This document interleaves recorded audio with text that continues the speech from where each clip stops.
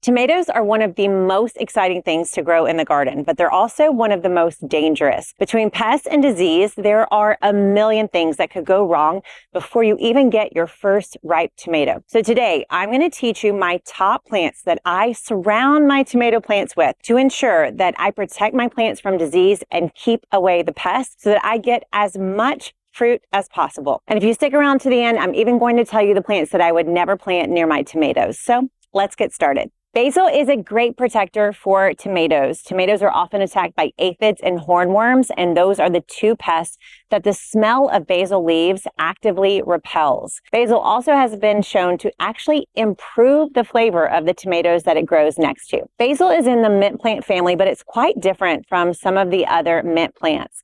Things like rosemary, sage, oregano, thyme, those are perennial plants, meaning they will come back every single year in your garden. But basil is actually an annual. So you can see it will actually start to go to seed in the middle of the summer. Then the plant will actually grow back from seed the next year rather than from the roots like perennial plants. Basil does not like frost, so it has to be planted after your last frost in the garden, which totally tracks with tomatoes because tomatoes also do not like frost. To grow basil next to your tomatoes, you can either plant it right to either side of your tomato plant, or in a raised bed like this, you can actually plant your basil right along the edge of your bed in the same bed that's growing your tomatoes. Basil will grow extremely tall if you don't pinch it back or prune it. So you want to be sure that all the basil growing around your tomato, you cut at the tips so that you get branches rather than just really tall stems. This is going to make it a perfect companion to tomatoes as they grow nice and tall. You'll have big, bushy basil all around your plants. If you only add one plant around your tomatoes this season, make it this one. Calendula is a huge helper to tomatoes in so many ways. First off, Calendula acts as a trap crop. So it's got these sticky stems, and aphids and whiteflies, they'll actually attach themselves to Calendula before they get to your tomatoes. It literally traps the bad guys over here so they leave your tomatoes alone. Secondly, these blooms, they attract tons of beneficial insects, things like lacewings, hoverflies, parasitic wasps, the exact bugs that will attack all the bad bugs, like the hornworms on your tomatoes. So you're not just trapping the bad guys, you're actually attracting the good ones that will go to war against the bad guys that are trying to get to your tomatoes before you can. Calendula is in the aster plant family. It is obviously a beautiful flower. The benefit of this is it grows almost year-round from seed. So I start Calendula by seed directly in the soil as soon as the soil can be worked. And Calendula will start to grow well before you passed your last frost. So just as the tomatoes went into the garden this season after the last frost, the Calendula was already blooming. It was already ready for the tomatoes. So the timing could not be more perfect. Then if you deadhead these blooms, if you come in once a week and cut back the flowers, you're going to get more and more flowers.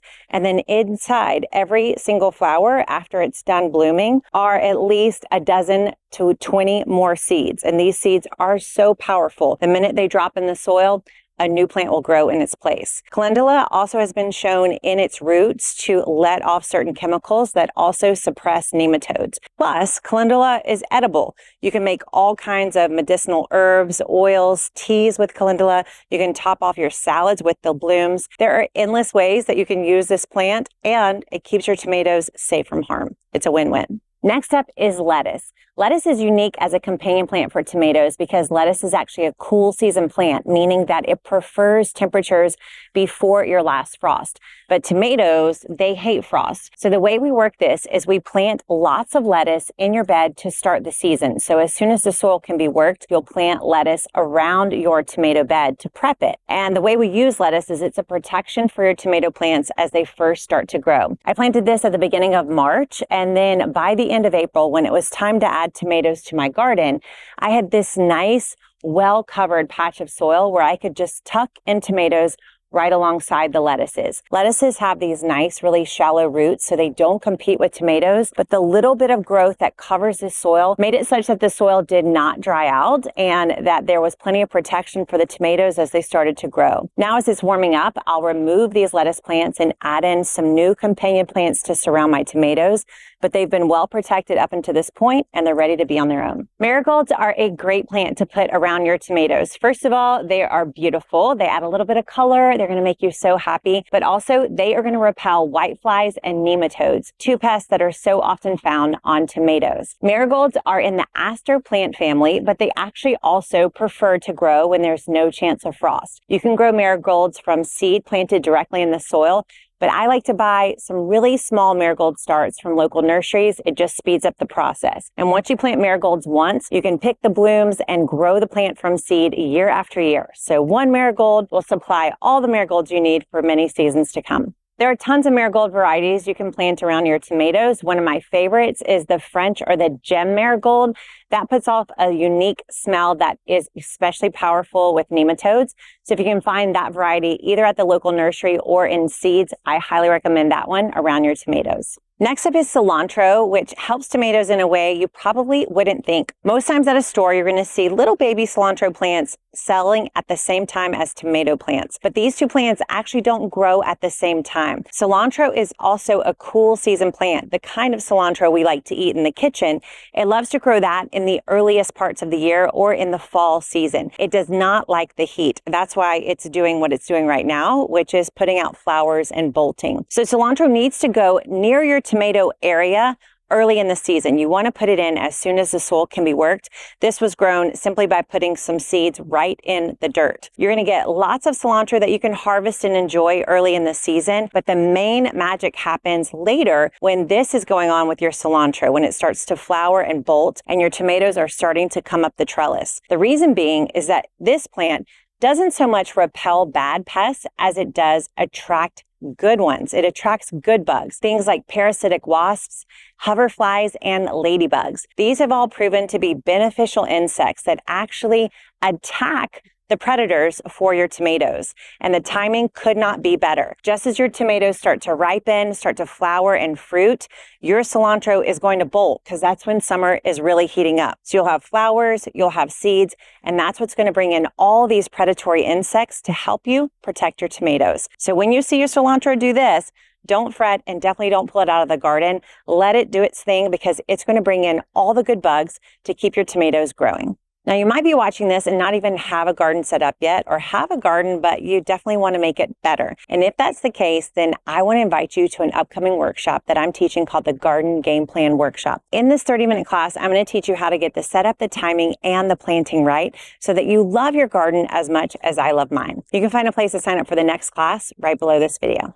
Next up are carrots. Carrots grow so well next to tomatoes because they grow totally differently. Carrots can be planted directly by seed into the soil, and these are another plant that you want to start as soon as the soil can be worked. So way before you put your tomatoes in the ground, you want to have your carrot seeds growing. So you're going to plant rows and rows of carrot seeds right along the area where you're eventually going to be growing your tomatoes. As carrots tap their root down into the soil, they're going to start to loosen their soil around the area where your tomato is going to grow. As your tomato gets started in the garden and established, all this growth for the carrots is going to protect it and be sure it doesn't run out of water and that the soil doesn't lose nutrients. Carrots are in the same plant family as cilantro, so if you let them go to flower, you're also going to be attracting hoverflies and some other beneficial insects to your garden right alongside your tomatoes. Carrots will take 60 to 75 days before it's time to harvest. So you'll be picking these carrots out of the garden long before you finish your tomatoes, but they're a great way to get your tomatoes started, and then you can replace those with another kind of companion plant later. Borage is another perfect companion plant for tomatoes. It does get huge, so you might want to put it on the edge of your bed. Borage is one of the few plants that's been scientifically proven to repel tomato hornworms, which is basically the biggest enemy of your tomatoes. Borage also,